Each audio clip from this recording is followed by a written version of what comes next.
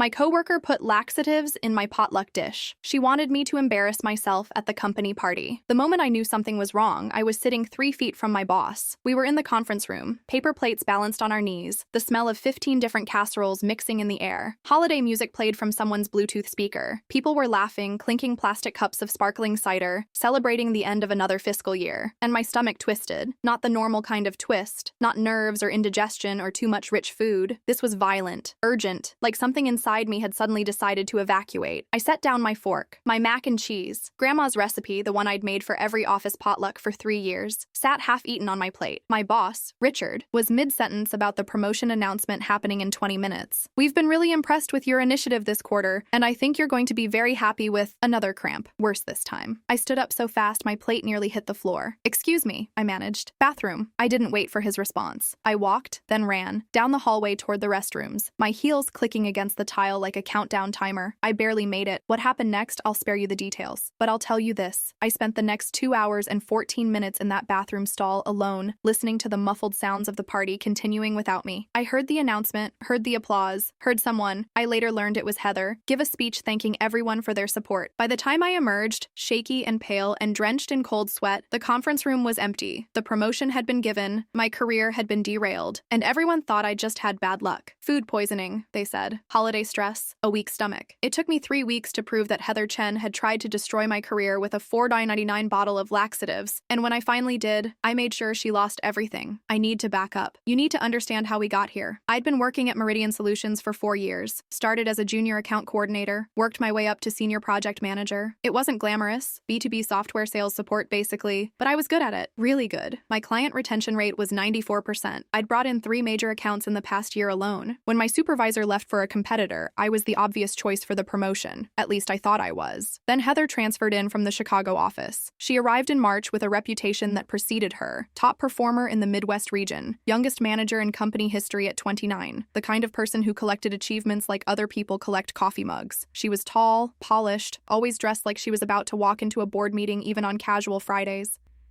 At first, I thought we'd get along. We had similar backgrounds, similar work ethics. During her first week, she even complimented my presentation style during a team meeting. "You really know how to command a room," she said, and I took it at face value. I shouldn't have. The competition started small. We were both assigned to the Henderson account, a massive potential client worth $2.3 million annually. Richard wanted to see how we worked together. We didn't. Every meeting became a subtle power struggle. She'd interrupt my points to build on them, then take the conversation in a completely different direction. She'd schedule calls with Henderson's team during times she knew I had conflicts. She'd CC Richard on emails that made her look proactive and me look reactive. I told myself it was just corporate politics. Everyone plays the game. I could handle it. But then the performance reviews came out in October. We were tied. Exactly tied. Same scores across every metric because Richard couldn't decide between us. And that's when things got ugly. Heather started working late. Not just late, but performatively late. She'd still be at her desk at 8 p.m. when the cleaning crew came through, laptop glowing, making sure everyone saw her dedication.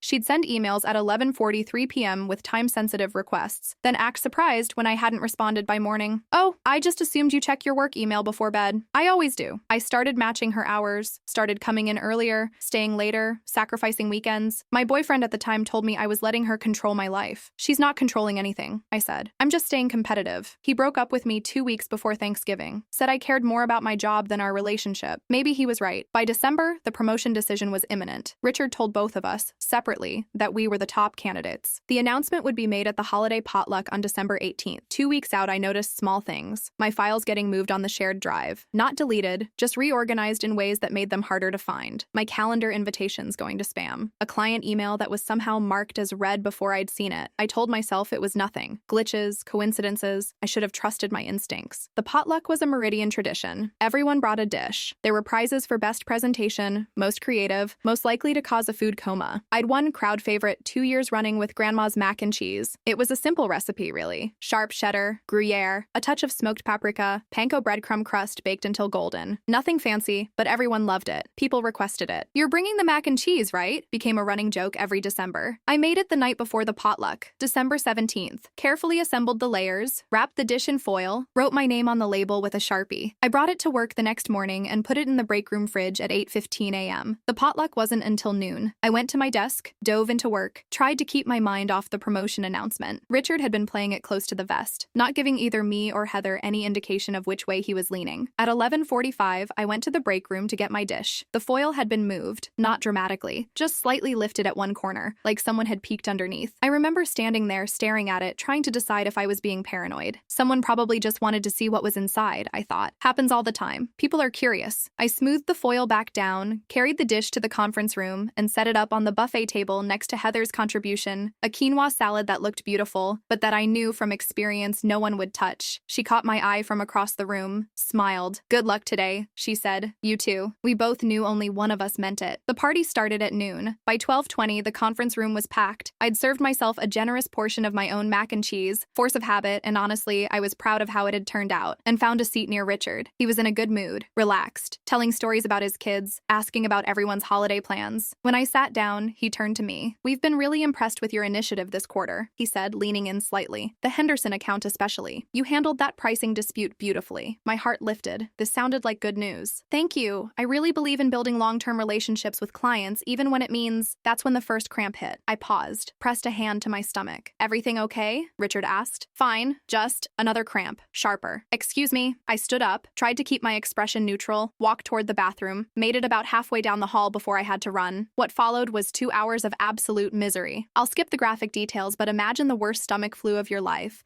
compressed into a fraction of the time. Violent cramping, cold sweats, the kind of symptoms that make you genuinely wonder if you need to call 911. I sat on the floor of that bathroom stall, my back against the cool tile, listening to my career evaporate in the next room. I heard Richard's voice through the walls, distorted but recognizable, making an announcement. I heard applause. I heard someone, Heather, say something that made people laugh. At 2:14 p.m., I finally felt stable enough to leave the bathroom. My legs were shaky. My shirt was damp with sweat. I looked like I'd run a marathon through hell. The conference room was half empty by then. Richard was talking to someone from accounting. Heather was surrounded by a small group, accepting congratulations, her smile radiant. She saw me across the room. Her expression didn't change, but something flickered in her eyes. Satisfaction. Richard spotted me and walked over, his face concerned. "There you are. We were worried. Are you okay? Someone said you'd been sick."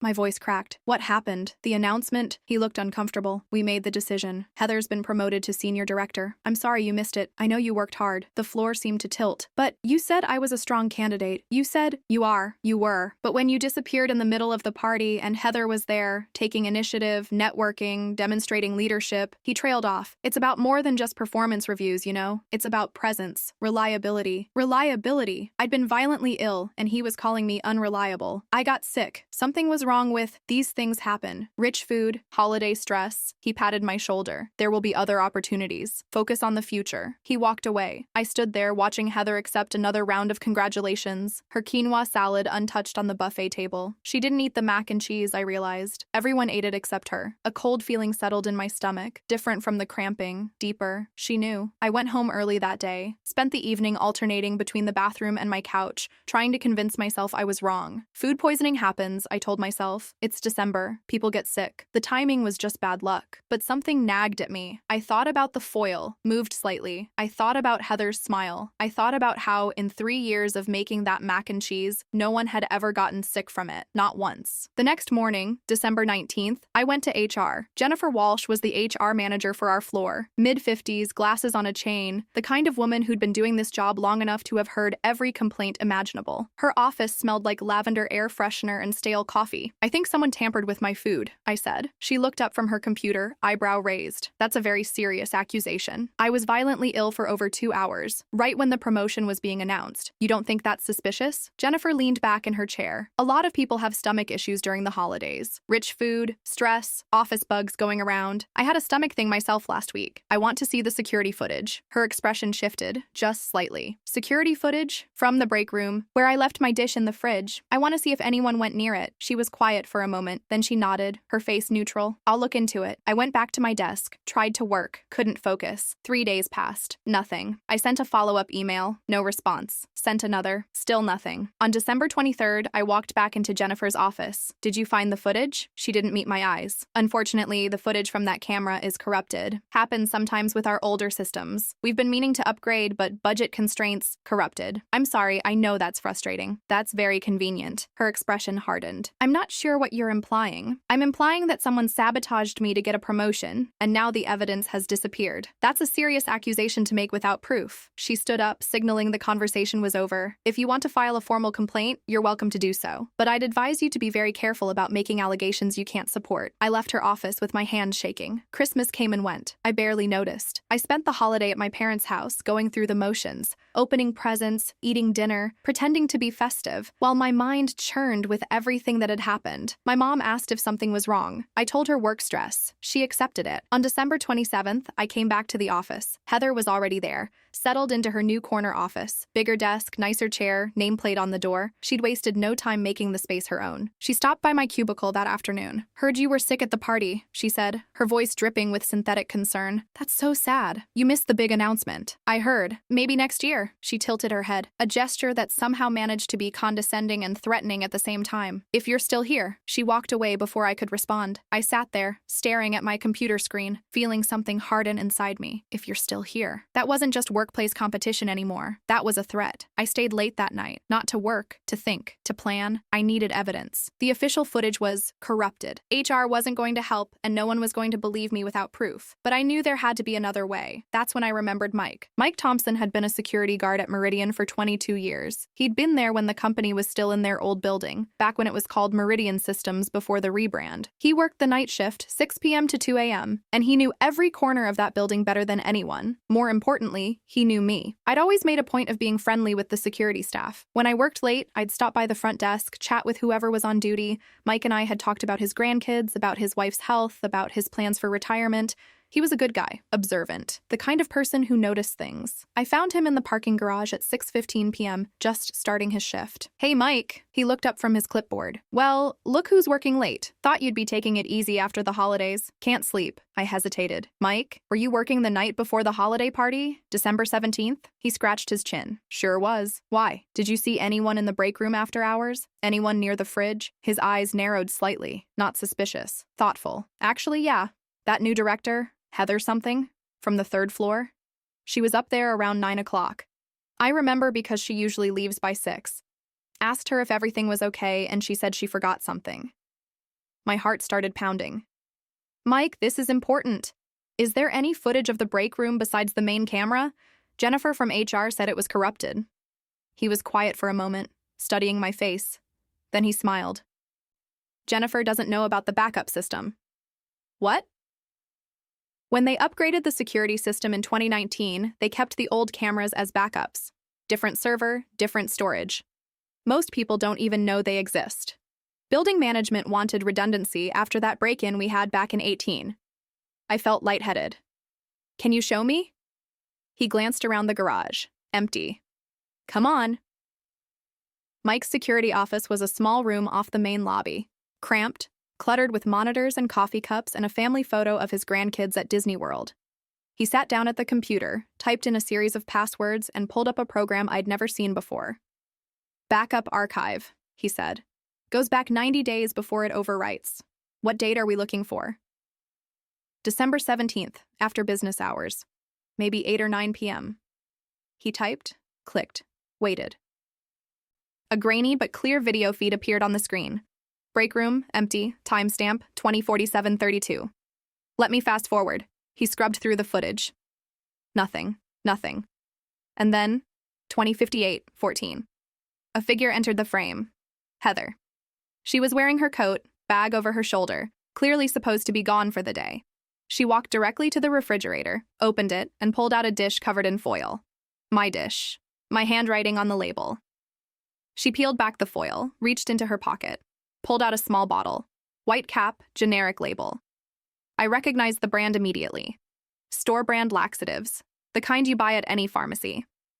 On screen, Heather opened the bottle, poured something into my mac and cheese, then pulled a plastic spoon from the drawer and stirred it in. She smoothed the foil back down, not quite the way I'd left it, and returned the dish to the fridge. She looked around, checking for witnesses. Then she walked out. 21:001:47. The timestamp burned into my brain. "Jesus," Mike said quietly. "That's evidence," I finished. "That's evidence." My hands were shaking again. But this time, it wasn't from anger. It was from vindication. I asked Mike to make me a copy of the footage. He hesitated. Technically, he was supposed to go through official channels, but after I explained what had happened at the party, what Heather had done to me, he nodded. "That's not right," he said. "What she did, that's criminal." "I know." He burned the footage to a USB drive, handed it to me. "Be careful with this. If she finds out you have it before you're ready to use it, she won't." I went home that night and watched the footage 17 times. I needed to be sure, needed to see every frame, every detail, every piece of evidence that proved what I already knew. Heather Chen had poisoned me, had sabotaged my career, had smiled at me while I suffered and then walked into the promotion that should have been mine, and she thought she'd gotten away with it. The next morning, December 28th, I walked into Jennifer Walsh's office. She looked up, already annoyed. "If this is about the footage again," "It is." I set my laptop on her desk and hit play. The color drained from her face. She watched the entire 3 minutes in silence. Heather entering, Heather opening my dish, Heather pouring, Heather stirring, Heather leaving. When it finished, Jennifer's hands were pressed flat against her desk. Her voice was barely above a whisper. "Where did you get this?" "Backup server. The one you apparently don't know about." She flinched. "Good. I need to call legal." "You do that. And when you're done, I want to be in the room when you talk to Heather." Jennifer hesitated. "That's not standard procedure. Neither is poisoning a coworker. I want to be there." She stared at me for a long moment. Then she nodded. "Give me an hour." The meeting took place in Conference Room B at 11:30 a.m. They'd assembled a small tribunal. Jennifer from HR, Richard from Operations, a woman from legal named Patricia Chen, no relation to Heather, who looked like she'd rather be anywhere else, and me, seated at the far end of the table, laptop open in front of me with the footage queued up. Heather walked in at 11:32, smiling. "You wanted to see me? I hope everything's okay." Then she saw me. Her smile flickered.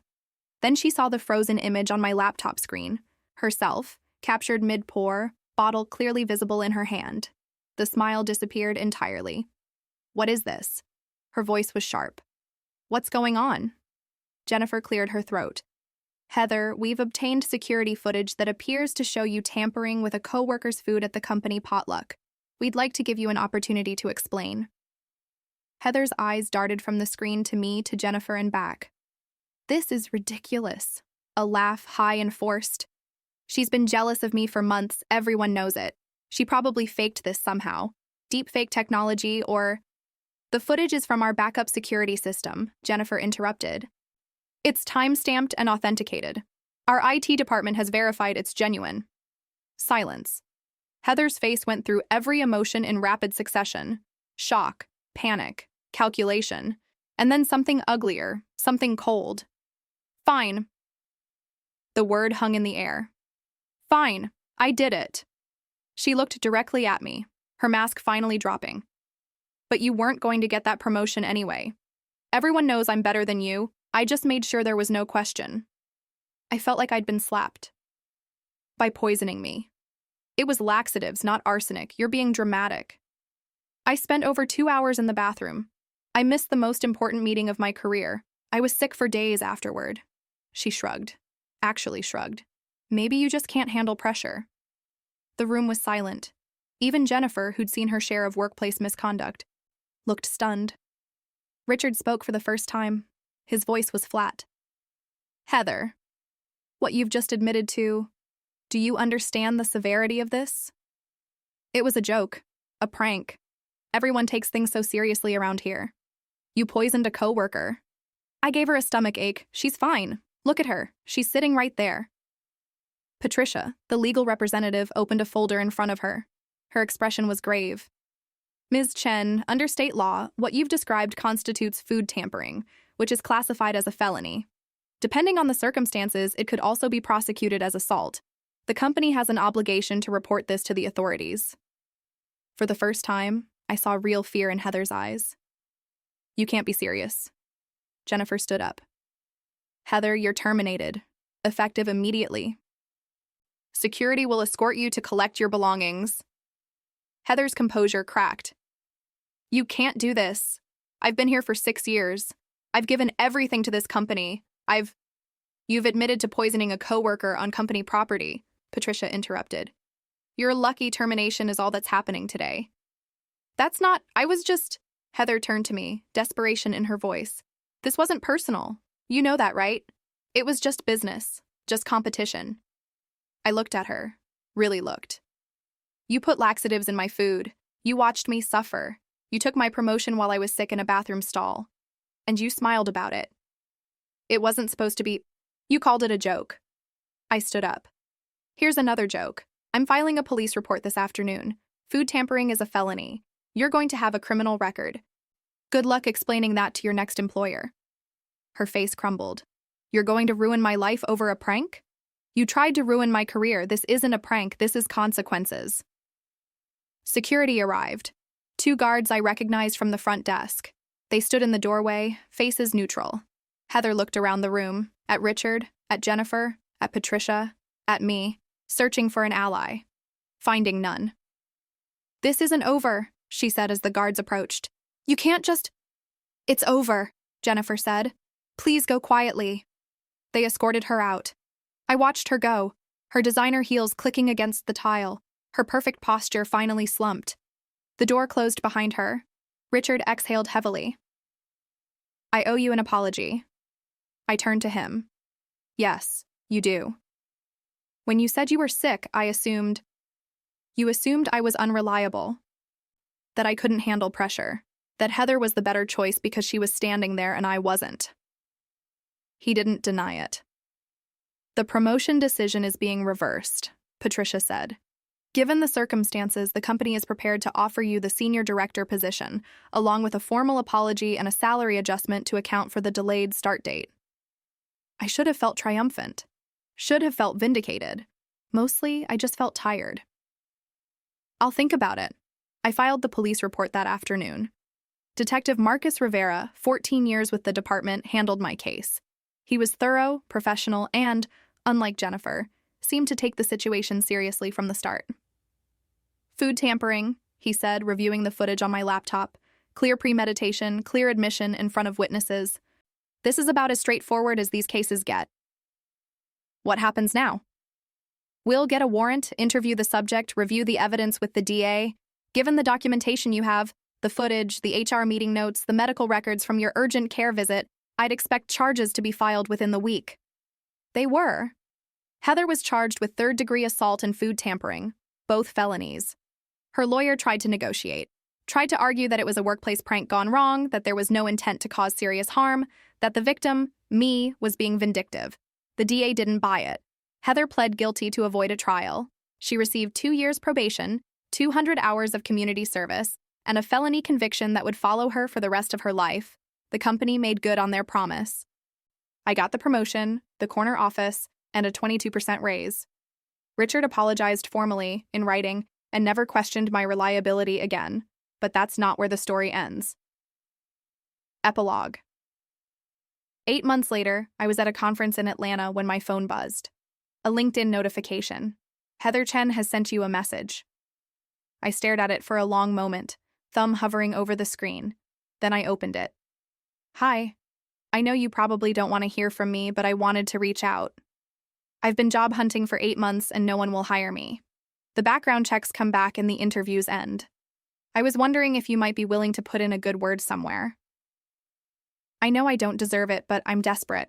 I've lost everything. My apartment, my savings, my fiancé. I'm living with my parents. I'm 31 years old and I'm living with my parents because I made a stupid decision. I'm not asking for forgiveness, I'm just asking for help. Please. I read it twice, thought about the bathroom stall, the hours of suffering, the smug smile. Maybe you just can't handle pressure. I thought about how she'd looked at me when she was escorted out. That moment of real fear when she finally understood that actions have consequences. I thought about what kind of person I wanted to be. And then I closed LinkedIn, put my phone away, and went back to the conference. Some messages don't deserve a response. It's been almost a year now since the potluck. A year since Heather tried to destroy my career with a bottle of store-brand laxatives and a plan she thought was foolproof. I'm good at my job. Better than good, actually. The Henderson account renewed for 3 years. We brought in 4 new clients last quarter. Richard's been hinting about the VP track. But that's not why I'm telling this story. I'm telling it because Heather thought she'd won. She thought that getting rid of the evidence and poisoning the right person would be enough. She thought the system would protect her, that HR would look the other way, that no one would believe me. And she was almost right. If Mike hadn't been there that night, if the backup system hadn't existed, if I'd given up after Jennifer told me the footage was corrupted. The scary part isn't what Heather did. The scary part is how close she came to getting away with it. There's a lesson in that, I think, about documentation, about persistence, about the importance of being kind to the security guard who works the night shift. Heather said no one would believe me. Now everyone does.